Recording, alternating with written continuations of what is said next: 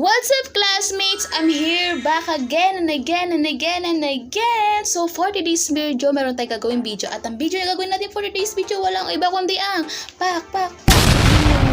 I'm going to discuss to all of you about everybody does it, love of the country, state, and government. So, ano pang hinihintay nyo? Arat na!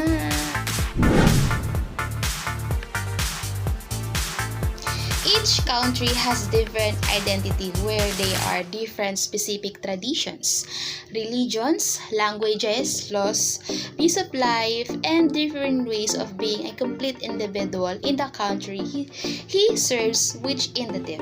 This is why we all have different definitions of how we can love our country.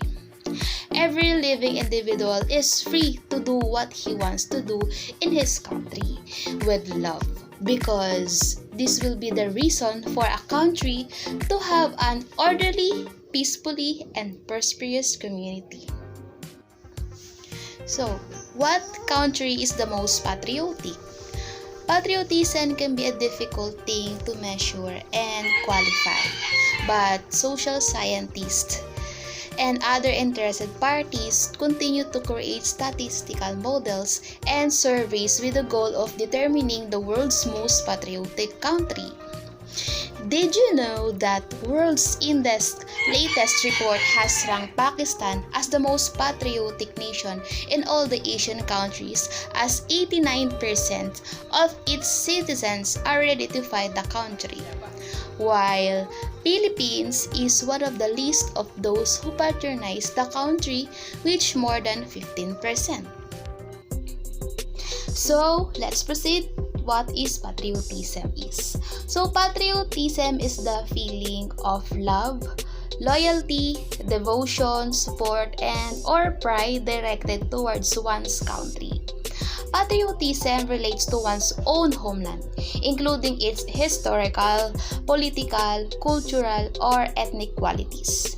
Patriotism is similar to and can be confused with nationalism, a sort of extreme, antagonistic patriotism and chauvinism, an even more extreme variation in which a person becomes unrealistically prejudiced and treats all other countries disrespectfully. So, in order to understand the deep meaning of patriotism, I discuss to you what is patriotism is.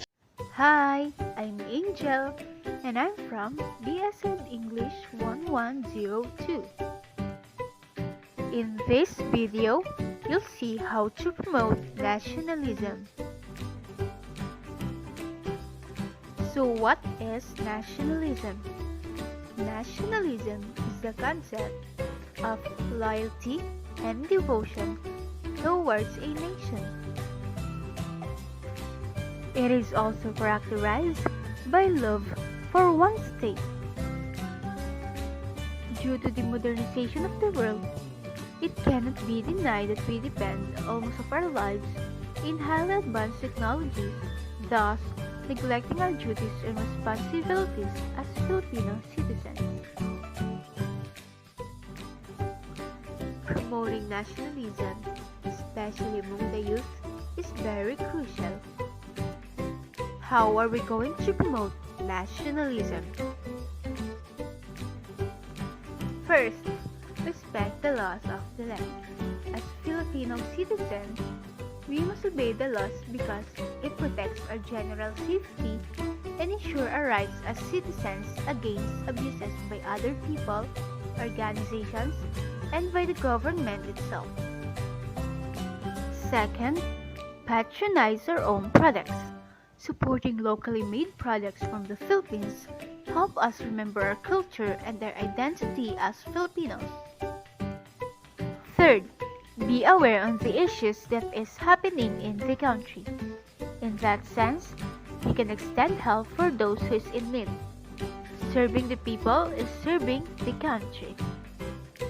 Fourth, think highly for our fellow men. Treat them with respect and equality, whether what social class they came from, what race.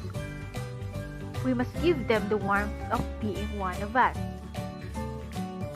Fifth, preserve Filipino cultures and traditions. The present generation has to maintain the identity of the people handed over them by their beloved ancestors. Dr. Jose Rizal and other heroes sacrificed their lives in order for us to have the freedom that we are enjoying right now. So, as a payback, we should promote nationalism and it should start from us.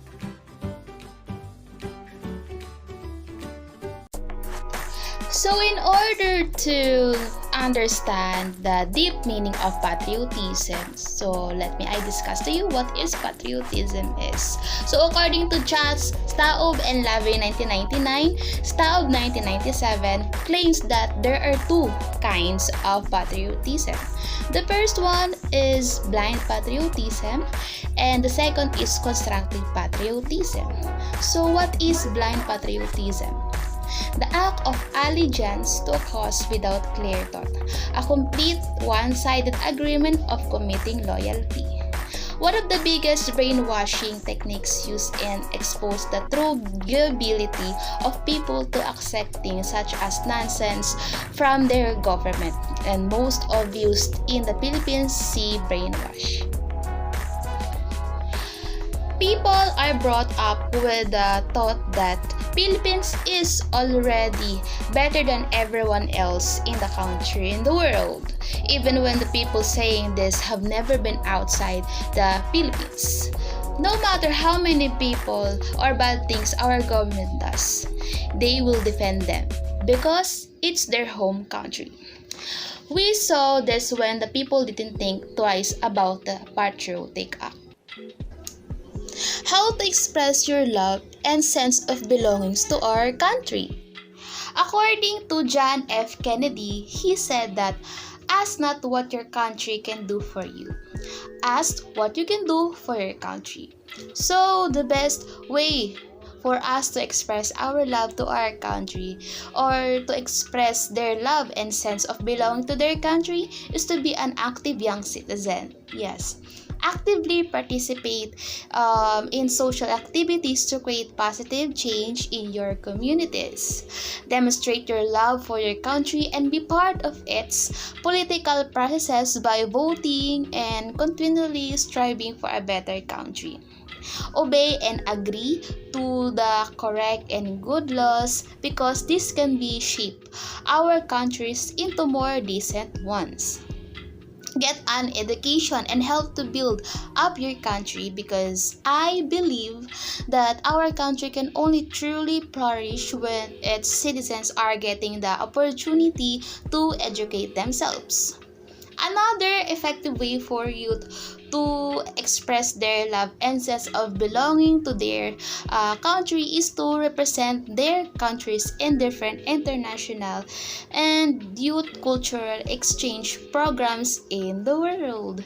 Embrace the positive changes in your country has made sense historical errors of the past and learn about the great milestone that your country has achieved in order to share your country's story with people from all over the world. Share your country's culture, traditions, and all the remarkable things that your country is known for with the world and show how proud you are.